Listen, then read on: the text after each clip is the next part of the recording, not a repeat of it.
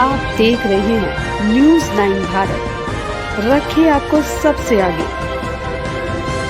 नमस्कार, आप देख रहे हैं न्यूज़ 9 भारत और मैं हूं आपके साथ अशोक चौहान। देश और दुनिया की तमाम खबरों पर आइए डालते हैं एक नजर।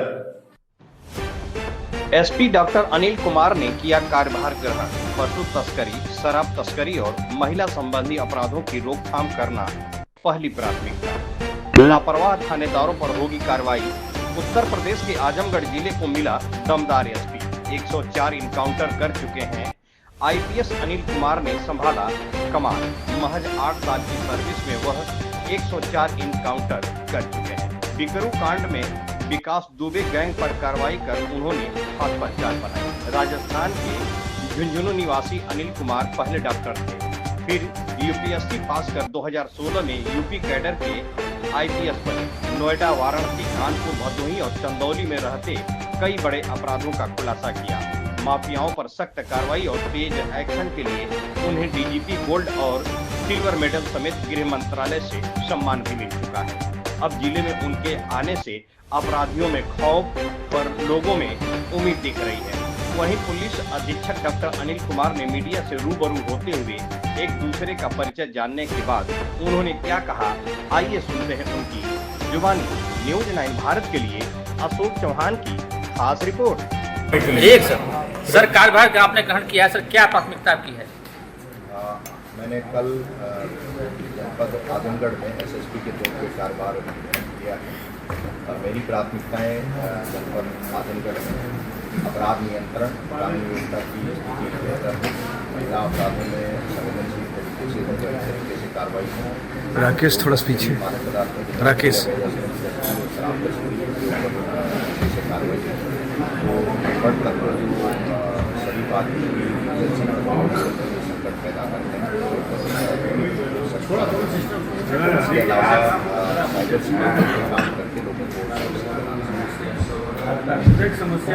सर आपके बारे में सर जानना चाहेंगे सर, कहाँ के रहने वाले हैं सर, किस बैच के हैं? मैं मूल रूप से राजस्थान का रहने वाला हूँ। 2016 बैच का आईपीएस अधिकारी हूँ और मैं इससे पहले प्रतापगढ़, इससे पहले इससे पहले जनपद मध्य में एसपी के तौर पर कार्य किया। उससे पहले कानपुर में एसपी पश्चिम के तौर पर मैं काम कर चुका हूँ। उससे पहले एसपी वाराणसी के तौर पर कार्य किया। सर आगामी त्योहारों के लिए तो सर क्या रणनीति बनाई जाएगी जो सकुशल त्योहार संपन्न हो सके?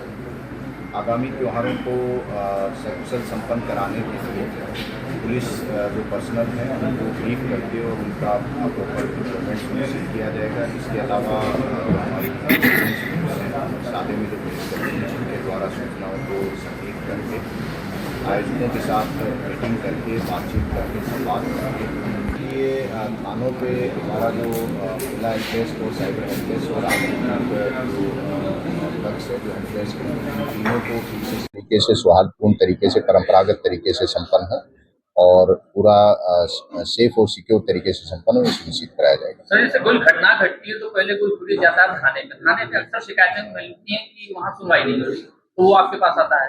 तो थानों पर किस तरह से सुनवाई हो और किस तरह से आप अपने माता इसके लिए थानों पे हमारा जो महिला हेल्प डेस्क और साइबर हेल्प डेस्क और आगंतुक जो कक्ष है जो हेल्प डेस्क है, इन तीनों को ठीक से सक्रिय बनाया जाएगा ताकि यदि कोई भी फरियादी थाने पे जाता है तो उसकी बात को संवेदनशील तरीके से सुना जाए, उसका डॉक्यूमेंटेशन किया जाए, उसका रिपोर्ट रखा जाए और उसके बाद उसका समस्या का निदान होने के बाद उसका फीडबैक भी लिया जाए। ये जनसुनवाई की हमारी प्रणाली रहेगी। जिन थानों से शिकायतें इस तरह की ज्यादा आएंगी उन थानों पे फिर कार्रवाई की जाएगी। सर पंचायत चुनाव के लिए सर क्या रहेगा, जैसे अभी 26 में है लेकिन उसको लेके काफी टाइम बढ़ जाता है, प्रधान से लेके ब्लॉक बूथ तक के हमले होने लगते हैं। और देखिए पंचायतें हमारे लोकतंत्र में ग्रास रूट लेवल पे लोकतंत्र का मजबूत आधार हैं। ये चुनाव शांतिपूर्ण तरीके से और फ्री और फेयर तरीके से संपन्न है। इसके लिए हम लोगों ने अभी से तैयारियां शुरू कर दी हैं। जो पुराने विवाद हैं, जो शरारती तत्व हैं या जो पोटेंशियल कैंडिडेट्स हैं, उनके चाल चलन और उनकी जो गतिविधियां हैं उनके बारे में जानकारी जुटाई जा रही है। आपराधिक प्रवृत्ति के जो लोग जो गलत कार्यों में लिप्त होंगे उनके ऊपर सख्त कार्रवाई सुनिश्चित की जाएगी, ताकि लोग इसमें भयमुक्त होकर और अच्छे से इस चुनाव में पार्टिसिपेट कर सकें। गौकशी एक बड़ा मुद्दा है जिले में, तो उसके लिए सर किस तरह से है? गोकशी में जो पेशेवर और अभ्यस्त अपराधी हैं उनके ऊपर कार्रवाई की जाएगी, और जो उनकी गैंग में नए सदस्य शामिल होकर जो काम कर रहे हैं उनका भी इंटेलिजेंस से सूचना संकलित करके उनके ऊपर कार्रवाई की जाएगी। जो पेशेवर अपराधी हैं उनको चिन्हित करके उनके ऊपर गुंडा, गैंगस्टर और अवैध संपत्ति जो अपराध से अर्जित है उसको जब्तीकरण की कार्रवाई की जाएगी। सर, यहाँ अपराधियों को सिर्फ वीआईपी ट्रीटमेंट दिया जाता है सर, पर्सनल गाड़ी से उनको जेल भेजा जाता है सर, इसके लिए किस तरह से आप? देखिए, जो नियम कानून का पालन करने वाला व्यक्ति है उसकी गरिमा और इज्जत की रक्षा करना और उसका सम्मान करना हमारा फर्ज है। अपराधी चाहे कोई भी हो, अपराधी के साथ अपराधी की तरह व्यवहार किया जाए। जिस तो प्राइवेट गाड़ी से ले जाने का क्या ऐसा नॉर्म्स है क्या?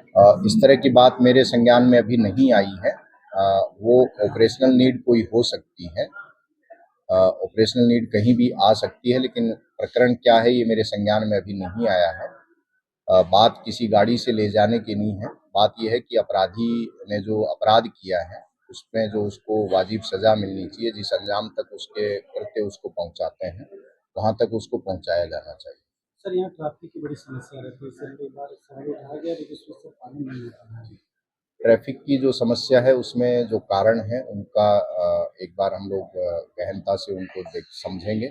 उसके बाद जितने भी संबंधित विभाग हैं डीएम महोदय से बात करके, और जितने संबंधित विभाग और पुलिस सब लोग मिल के एक प्लान बना के और उन कारणों का निवारण करके ट्रैफिक की समस्या को बेहतर करने का प्रयास किया। क्राइम होते हैं, सारे राजस्व विभाग होते हैं, जमीन की मारपीट होता है, थाने जाते हैं, इसके लिए क्या करें? देखिए, ऐसा नहीं है कि सारे अपराध राजस्व से संबंधित नहीं होते हैं। हाँ, जमीन संबंधी विवाद जो है वो कई विवाद जो है वो अपराध और कानून व्यवस्था की स्थिति जरूर संकट पैदा करते हैं। उसके लिए ज़रूरी है कि पुलिस और राजस्व विभाग की टीम या अन्य कोई विभाग है उसकी टीम को एक टीम के तौर पे काम करना चाहिए और समस्या का समाधान करना चाहिए। सभी विभाग शासन का अंग है और एक यूनिट की तरह है। अगर सब लोग मिलके आदमी की समस्या का न्यायोचित निस्तारण का प्रयास करेंगे तो इन समस्याओं में ज़रूर कमी आएगी। जी सर, थैंक यू। हम लोग मिलते रहेंगे और आपको फीडबैक देंगे। उससे पहले मैं एसपी चंदौली के पद पे कार्यरत था, उससे पहले एसपी भदोही के पद पे था, और उससे पहले एसपी पश्चिम कानपुर रहा, और उससे पहले वाराणसी था, और वो मेरी पहली रेगुलर पोस्टिंग थी। अंडर ट्रेनिंग के दौरान नोएडा में एसपी रहा। तो ये 6-7 जिले जिनमें मैंने नौकरी करी।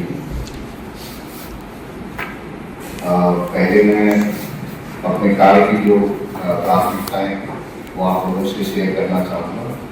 सॉरी, मेरे ख्याल से पहले इंट्रोडक्शन ठीक रहेगा, मेरा इंट्रोडक्शन हो गया। आप लोग इधर से शुरू कर सकते हैं। सबसे माइक दे दो यार, माइक दो। अब तक माइक ऑन करके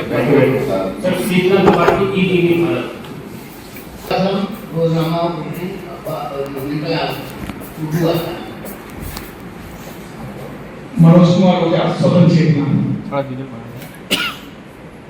ज्ञानी चतुर्वेदी दैनिक खबरें digital network. Sir, Rakesh Sharma TV 100 और ईटीवी निवास से। देव प्रकाश शर्मा दैनिक जागरण। सुनिश्चित करना और लोगों को उस अपराध के बारे में जागरूक कराना, ये हमारी प्राथमिकता रहेगी। जो पुलिसकर्मी हैं वो भ्रष्टाचार से मुक्त होकर संवेदनशील तरीके से, और यहाँ खबरों का सिलसिला कभी नहीं थमता।